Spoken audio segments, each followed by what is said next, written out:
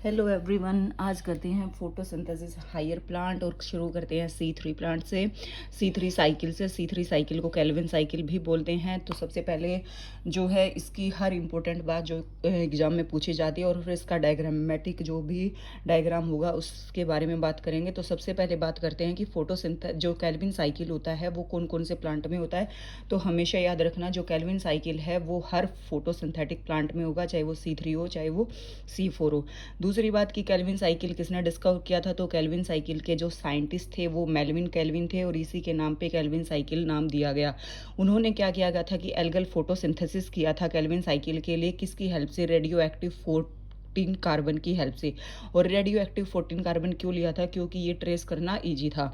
तो याद रखना कि एल्गल फोटोसिंथेसिस की हेल्प से ही उसने केल्विन साइकिल का पता लगाया था। अब जो है केल्विन साइकिल के नाम में कन्फ्यूजन नहीं रखना। केल्विन साइकिल, C3 साइकिल और डार्क रिएक्शन एक ही बात होती है, यानी कि एक ही साइकिल के 3 नाम है। अब डार्क रिएक्शन से मतलब ये नहीं है कि ये डार्क रिएक्शन जो है अंधेरे में होती है या लाइट के एब्सेंट में होती है, नहीं। ये सिर्फ डिफ्रेंशिएट करने के लिए बिटवीन लाइट रिएक्शन और डार्क रिएक्शन इस साइकिल को इसका नाम रख दिया गया डार्क रिएक्शन। लेकिन हाँ, हम इस डार्क रिएक्शन की मदद से कुछ याद कर सकते हैं। वो है कि जो ये C3 साइकिल होता है ये कहाँ पे होता है, स्ट्रोमा। डार्क का मतलब यानी कि शाम हो गई, और शाम से रिलेट करके हम स्ट्रोमा को याद कर सकते हैं। तो डार्क रिएक्शन कहाँ पे होती है हमारी, डार्क रिएक्शन या C3 साइकिल या फिर केल्विन साइकिल हमारा कहाँ पे होता है, स्ट्रोमा में। अगर एग्जाम में आए कि C3 साइकिल की जगह कौन सी है, कहाँ पे होता है, तो स्ट्रोमा में। देखो, हमें पता है कि ये केल्विन साइकिल जो है, C3 साइकिल जो है प्लांट में हो रहा है, तो प्लांट में भी किसी जगह पे तो होगा ना, तो ये कहाँ पे होता है, स्ट्रोमा में होता है। फिर इसके बाद जो है इसके स्टेप याद रखने हैं। पिछले साल जो HTET का एग्जाम था उसमें सिर्फ इसके स्टेप पूछे गए थे। इसमें सिर्फ और सिर्फ 3 स्टेप होते हैं। पहला होता है कार्बोक्सिलेशन, दूसरा होता है रिडक्शन, तीसरा होता है रीजनरेशन। कार्बोक्सिलेशन, रिडक्शन, रीजनरेशन, ये 3 स्टेप होते हैं। और इसमें जो एंजाइम होता है वो RUBP एंजाइम जो है यूज होता है। हम जनरल में बात करें तो केल्विन साइकिल में क्या होता है कि बाहर से इन्वायरमेंट से CO2 आती है, हमारा केल्विन साइकिल चलता है। और केल्विन साइकिल के हमने क्यों किया, क्योंकि हमने ग्लूकोज का मॉलिक्यूल चाहिए था, यानी कि केल्विन साइकिल हमारा ग्लूकोज बनाने के लिए यूज होता है। अब बात करते हैं कि एक ग्लूकोज का मॉलिक्यूल बनाने पे कितना खर्चा होता है। एक ग्लूकोज का मॉलिक्यूल बनाने के लिए हमें 6 कार्बन जो है, 6 कार्बन मॉलिक्यूल जो है चाहिए होते हैं। इसमें 18 ATP बनते हैं और 12 NADPH बनते हैं। और जो केल्विन साइकिल है उसमें एक ग्लूकोज को लेने के लिए हमें हमारा केल्विन साइकिल जो है वो 6 बार होता है, यानी कि 6 बार घूमता है। तो केल्विन साइकिल का जो है ये फर्स्ट पेज हमें समझ में आ गया होगा। अब बात करते हैं इसके डायग्राम की। देखो, वही बात सबसे पहले कि जो CO2 है हमारे पास इन्वायरमेंट से आया, लेकिन CO2 को लेने वाला, स्ट्रोमा के अंदर लेने वाला, यानी कि प्राइमरी एक्सेप्टर जो होता है वो होता है हमारा RUBP। RUBP का नाम होता है राइबुलोज 1,5 बाइफॉस्फेट। और इसको याद कर लेना, पूछा जाता है कि प्राइमरी एक्सेप्टर कौन है। Primary acceptor is ribulose 1,5 phosphate. अब क्या होता है कि इसमें 5 कार्बन होते हैं। एक कार्बन जो है इन्वायरमेंट से आया, तो टोटल बन गए 6 कार्बन।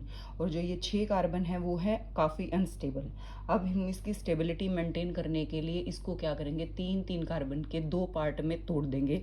किसकी हेल्प से, रूबिस्को एंजाइम की हेल्प से। ठीक है, तो फर्स्ट स्टेप क्या हो गया, कार्बोक्सिलेशन हो गया। यहाँ पे कार्बन लिया, ये फर्स्ट स्टेप हो गया कार्बोक्सिलेशन। और रूबिस्को एंजाइम की हेल्प से हमने क्या कर दिया, इसको 3-3 के ग्रुप में तोड़ दिया। अब 3-3 के ग्रुप में तोड़ा तो इसको बोला 3-फॉस्फोग्लिसरिक एसिड और 3-फॉस्फोग्लिसरेट।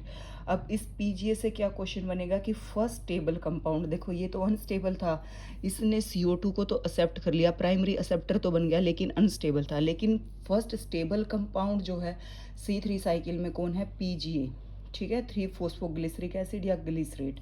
उसके बाद क्या होगा कि यहाँ पे नेक्स्ट जो है रिडक्शन होना शुरू होएगा। और रिडक्शन में हमारी 2 NADPH और 2 ATP जो है यूज होगी। रिडक्शन में हमारे पास क्या बनेगा, ग्लिसरल एल्डिहाइड 3-फॉस्फेट बनेगा, जिसको ट्राइलोज फॉस्फेट भी बोलते हैं। और इससे हमें जो अल्टीमेटली अपना बाई प्रोडक्ट चाहिए वो हमें मिल जाएगा, यानी कि ग्लूकोज, सुक्रोज और स्टार्च। यानी कि क्वेश्चन ये भी पूछा जाता है कि C3 साइकिल में बाई प्रोडक्ट कौन सा बनता है, तो बाई प्रोडक्ट बनता है हमारा ग्लूकोज, सुक्रोज और स्टार्च, कुछ भी बन सकता है। उसके बाद दोबारा से रीजनरेशन हो जाएगी और ये इन्वायरमेंट में चला जाएगा। तो रीजनरेशन में जो है 1 ATP यूज होती है। तो इसमें हमने क्या क्या याद किया, 3 स्टेप। पहला कार्बोक्सिलेशन, दूसरा जो है हमारा रिडक्शन और तीसरा रीजनरेशन। फिर याद करा प्राइमरी एक्सेप्टर का नाम याद किया, फिर स्टेबल कंपाउंड का याद किया, बाई प्रोडक्ट क्या बना हमारे पास, ग्लूकोज या सुक्रोज बना। और जो हमारा रुबिस्को है वो क्या है, मोस्ट अबंडेंट जो एंजाइम होता है इन द वर्ल्ड होता है, ठीक है। और हमें ये पता चल गया कि एक ग्लूकोज का मॉलिक्यूल बनाने के लिए हमने इस साइकिल को कितने बार घुमाया, इस साइकिल को हमने 6 बार घुमाया। आई होप आपको C3 साइकिल क्रिस्टल क्लियर होगा। अगर वीडियो पसंद आई तो please like share and subscribe. Thank you.